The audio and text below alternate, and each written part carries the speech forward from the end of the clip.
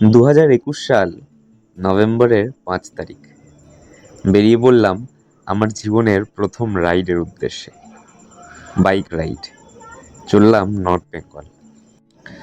Camera ছিল না, তাই ফোনের থেকে যা ছবি তুলেছিলাম সেই দিয়েই আজকে 2026-এ দাঁড়িয়ে এই ভিডিওটা বানাচ্ছি। আমাদের দুটো বাইক, একটা R15 ভার্সন 3 যেটা চালিয়ে আমি গেছিলাম, আর আমার পার্টনার সৌরভ ঘোষ গেছিল রয়্যাল এনফিল্ড থান্ডারবার্ড নিয়ে। দুজনেই শুরু করেছিলাম মন্দিরতলা থেকে। আর মন্দিরতলা থেকে কোথায় যাব এটা কিন্তু ঠিক ছিল না। জীবনের প্রথম রাইড ঠিক ছিল যে শিলিগুড়ি যাব, আর তারপরে যাব পাহাড়ে। ব্যাস এইটুকু ভেবেই বেরিয়ে পড়লাম নভেম্বরের 5 তারিখ কলকাতা থেকে শিলিগুড়ির উদ্দেশ্যে। শিলিগুড়ি পৌঁছতে সে এক অন্য কাণ্ড। শিলিগুড়ি পৌঁছানোর প্রায় 100 কিলোমিটার আগে আমার বাইকের সামনের চাকার রিম গেল ভেঙে। একটা বিশাল বড় গর্তয়ে চাকাটা পড়ে রিমটা ভেঙে গেল। কিন্তু ঠিক আছে, একদিন অপেক্ষা করতে হলো, কারণ শিলিগুড়িতে আমরা যেদিন পৌঁছেছিলাম সেদিন ছিল শনিবার, তার পরের দিনটা রবিবার ছিল। তাই রবিবার আর কোনো কাজ হয়নি। সোমবার দিন কাজ করিয়ে একবারে বিকেল 5:30টার সময় বেরিয়ে পড়লাম শিলিগুড়ি থেকে কার্শিয়াংয়ের উদ্দেশ্যে। কার্শিয়াং পৌঁছতে রাত 8:30 বাজলো। আমরা কার্শিয়াং ট্যুরিস্ট লজে ছিলাম। কার্শিয়াং ট্যুরিস্ট লজে একটা রাত কাটিয়ে পরের দিন সকালে ব্রেকফাস্ট করে বেরিয়ে পড়লাম দার্জিলিংয়ের উদ্দেশ্যে। হ্যাঁ, প্ল্যানটা ছিল যে দার্জিলিং যাব, কিন্তু কার্শিয়াং থেকে বেরিয়ে 1-1.5 ঘন্টা বাইক চালিয়েছি পাহাড়ে, এবং জীবনের প্রথমবার পাহাড়ে বাইক চালাচ্ছি। একটা অদ্ভুত অনুভূতি, এবং সেই অনুভূতিটায় ঠিক যখন আনন্দটা পাওয়া শুরু করেছি, পাহাড়ে বাইক চালানোর মজাটা যখন পাচ্ছি, তখনই দেখছি বোর্ডে লেখা আছে দার্জিলিং 10 কিলোমিটার। আমি সৌরভদাকে বললাম যে দার্জিলিং যাবে? সৌরভদাও বলল, দার্জিলিং যাবি? চল অন্য কোথাও যাই, আর একটু দূরে যাই, আর একটু বেশিক্ষণ বাইক চালাই। দার্জিলিং নয়, আমরা পরের দিকে আসবো, আমাদের হাতে তো এখনো সময় আছে। আমরা শেষে দার্জিলিং ঘুরে তারপরে শিলিগুড়ির দিকে চলে যাব। আমিও রাজি হয়ে গেলাম। তাই দার্জিলিং না গিয়ে সেদিন আমরা চললাম ধোত্রের দিকে। মাঝে একটু বলে দিই, এই গল্পটা বলতে বলতে এর মাঝে কিছু কিছু ভিডিও আছে যেগুলো আমি সেই সময় আমার ফোনে নিয়েছিলাম, আর কিছু ভিডিও আছে যেটা সৌরভদার অ্যাকশন ক্যামেরায় নেওয়া হয়েছিল। গল্পটা শুনতে শুনতে মাঝে মাঝে সেই ভিডিওগুলো তোমাদেরকে শোনাবো। ধোত্রে যেতে গিয়ে সেতে এক অন্য কাণ্ড, এক রোমাঞ্চকর এবং আমার জীবনের একটা প্রচণ্ড প্রমিনেন্ট কাণ্ড, যেটা আমাকে জীবনে অনেক কিছু শিখিয়েছে। সেই গল্পটা আমি তো একটা অন্য ভিডিওয়ে বলেছি, এবং তার লিঙ্ক আমি এই ভিডিওটা দিয়ে দিলাম, ডেসক্রিপশনেও দিয়ে দিচ্ছি। তোমরা চাইলে সেই ভিডিওটা দেখতে পারো। তো ধোত্রে পৌঁছলাম। সে এক অসাধারণ জায়গা।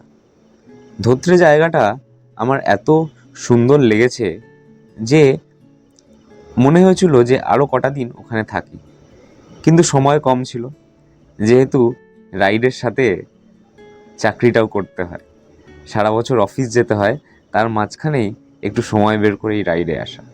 তাই সব সময় খুব ধরা বাঁধা টাইম থাকে। তাই ধোত্রেতে একদিন রাত কাটিয়েই বেরিয়ে পড়লাম আমরা দার্জিলিংয়ের দিকে। তবে তোমরা যারা ধোত্রে যাবে, পারলে টুংলিং আর টুংলু টপ এগুলো ট্রেক করো। খুব সুন্দর ট্রেক এগুলো। আমাদের কাছে সময় কম ছিল, তাই আমরা ট্রেকগুলো করতে পারিনি। পরে কখনো প্ল্যান করে আসবো এই ট্রেকগুলো করার জন্য, আর শুধু ধোত্রেতেই এসে থাকবো। ধোত্রেতে আমরা একটা হোমস্টেতে ছিলাম, যেখানে আমাদের থেকে 1000 টাকা করে নিয়েছিল পার হেড, এবং একটা ঘরে 4 জন ছিলাম, আর তার সাথে ব্রেকফাস্ট আর ডিনার ইনক্লুডেড ছিল। তা ধোত্রেতে আমরা একদিন কাটিয়ে তারপরে চলে আসলাম দার্জিলিং। দার্জিলিংয়ে আমরা ছিলাম দার্জিলিং ট্যুরিস্ট লজে। দার্জিলিংয়ে আসার কারণই এটা যে যে একটু দার্জিলিংয়ে আসবো, একটু আনন্দ করব, একটু মলে ঘুরবো, বিভিন্ন জায়গায় খাবো, কেভেন্টাসে খাবো, গ্লেনারিজে খাবো, আর তার সাথে দার্জিলিং ট্যুরিস্ট লজে থাকবো। তাই প্রথম ইচ্ছেটা যেটা ছিল দার্জিলিং ট্যুরিস্ট লজে থাকবো সেটা পূরণ করে নিলাম। অনলাইন বুকিং করে নিলাম ধোত্রে থেকে দার্জিলিং ট্যুরিস্ট লজের জন্য, আর সোজা ঢুকে পড়লাম দার্জিলিং ট্যুরিস্ট লজের মধ্যে এবং একটা সুন্দর রুমে, যেখান থেকে সোজা কাঞ্চনজঙ্ঘাটা দেখতে পাচ্ছি আমার নিজের ব্যালকনি থেকে। সেই সময় একদমই কখনো ভাবিনি যে ইউটিউবে ভিডিও বানাবো বা এইভাবে কন্টেন্ট বানানোটা সিরিয়াসলি নেব। তাই সেইভাবে ভিডিও বানানো আর হয়নি। তাই যেটুকু ছবি দিয়ে ম্যানেজ করা যাচ্ছে সেটুকুই ম্যানেজ করছি, আর যতটা পারছি তোমাদেরকে গল্পটা সুন্দরভাবে বলার চেষ্টা করছি। দার্জিলিংয়ে আমরা মল রোড ঘুরলাম, একদিন গ্লেনারিজে ডিনার করলাম, আর গেছিলাম একটা অসাধারণ সুন্দর জায়গার নাম চটকপুর। তবে সেই দিন আমরা দুজনেই একটা বাইক নিয়ে গেছিলাম। আমার শরীরটা একটু খারাপ ছিল, তাই আমি নিজের বাইকটা চালিয়ে যাইনি। আমি সৌরভদার বাইকের পিছনে পিলিয়ন হয়ে গেছিলাম সেদিন চটকপুরে। অসাধারণ জায়গা, ছোট ছোট হোমস্টে আছে, একদম জঙ্গলের মধ্যে একটা জায়গা, এবং সেখানেই আমরা একদম ওপর অবধি উঠেছিলাম, একদম মাউন্টেন টপ অবধি, যেখান থেকে খুব সুন্দরভাবে পাহাড়ের রেঞ্জটা দেখা যাচ্ছিল। সেদিন আমরা ওখানে থাকিনি, আমরা ওখানে ছোট্ট একটা দোকানে ম্যাগি খেলাম, চা খেলাম, কিছুক্ষণ সময় কাটালাম, গল্প করলাম, ওই ওপরে বেশ কিছুক্ষণ সময় কাটালাম, আর তারপরে আবার ফিরে এসেছিলাম দার্জিলিং ট্যুরিস্ট লজে। তবে ইচ্ছে আছে পরে কখনো গিয়ে শুধু চটকপুরে থাকবো 2 দিন। খুব সুন্দর লাগবে, খুব ভালো লাগবে, এবং ওই ছোট ছোট হোমস্টেগুলোতে, যেখানে সামনে একটা ছোট্ট ব্যালকনি আছে, সেখানে সারাটা দিন বসে কাটাতে অসাধারণ লাগবে।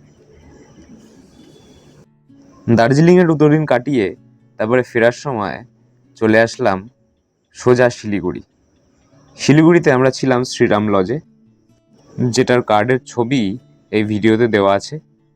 শিলিগুড়ি থেকে আমরা যখন বেরোলাম একটু দেরি হয়ে গেছিলো, ব্রেকফাস্ট করে বেরোতে বেরোতে 9:30 বেজে গেছিল।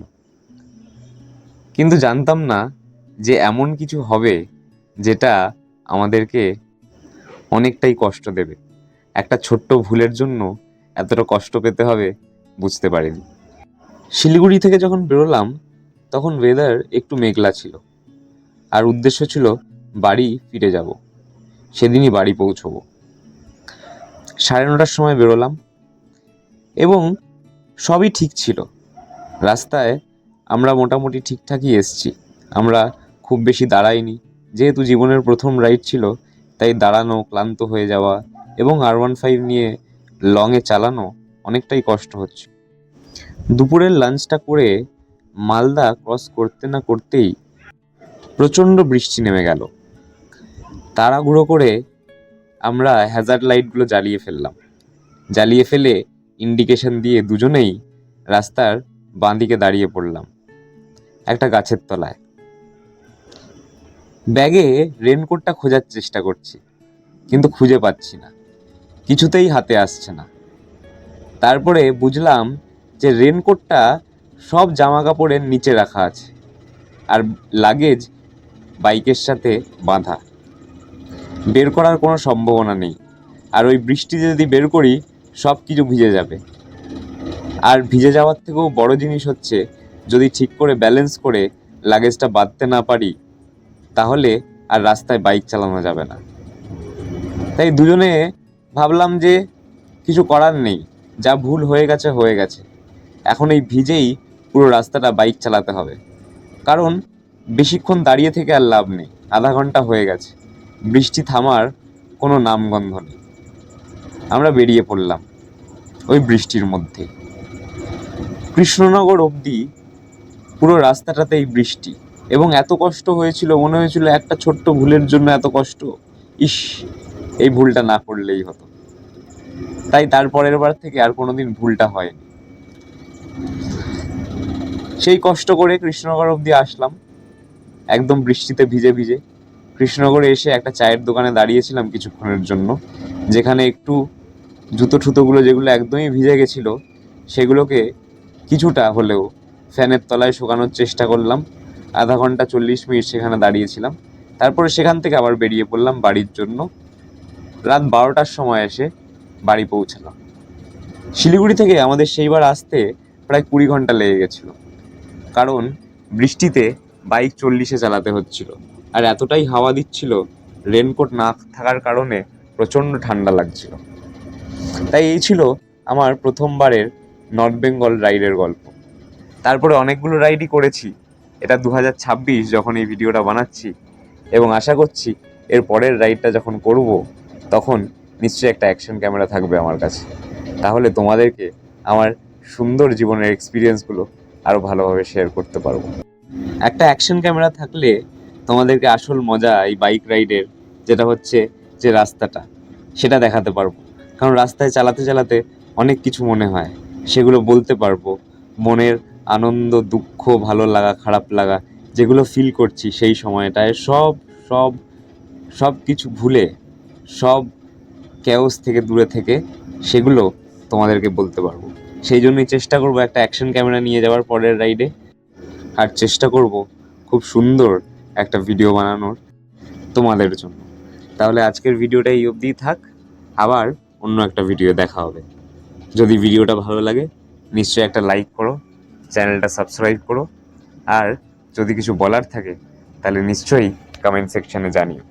আর আরেকটা ভিডিও আছে যেটাতে আমি আমার ধোত্রের গল্পটা, যেটা একটা খুবই রোমাঞ্চকর গল্প, সেই গল্পটা আমি শেয়ার করেছি। সেটার লিঙ্ক আমি এই ভিডিওটার ডেসক্রিপশনে দিয়ে দিলাম, তোমরা প্লিজ সেই ভিডিওটা দেখো। যদি ভালো লাগে তাহলে চ্যানেলটা সাবস্ক্রাইব করো, লাইক করো, চ্যানেলটা সাবস্ক্রাইব করো। তোমাদের জন্য হয়তো এটা ফ্রি, কিন্তু আমার জন্য এটা খুবই গুরুত্বপূর্ণ, খুবই দামি। তোমরা যতটা আমার ভিডিওগুলো লাইক করবে, চ্যানেলটা সাবস্ক্রাইব করবে এবং কমেন্টসে জানাবে যে তোমাদের কেমন লাগছে, তত আমি ইমপ্রুভ করতে পারবো। এবং কমেন্টস, সাবস্ক্রিপশন এবং লাইক আমাকে অনেকটাই মোটিভেট করবে। আবার আরেকটা ভিডিও দেখা হবে। সবাই ভালো থেকো, আনন্দে থেকো, সুস্থ থেকো।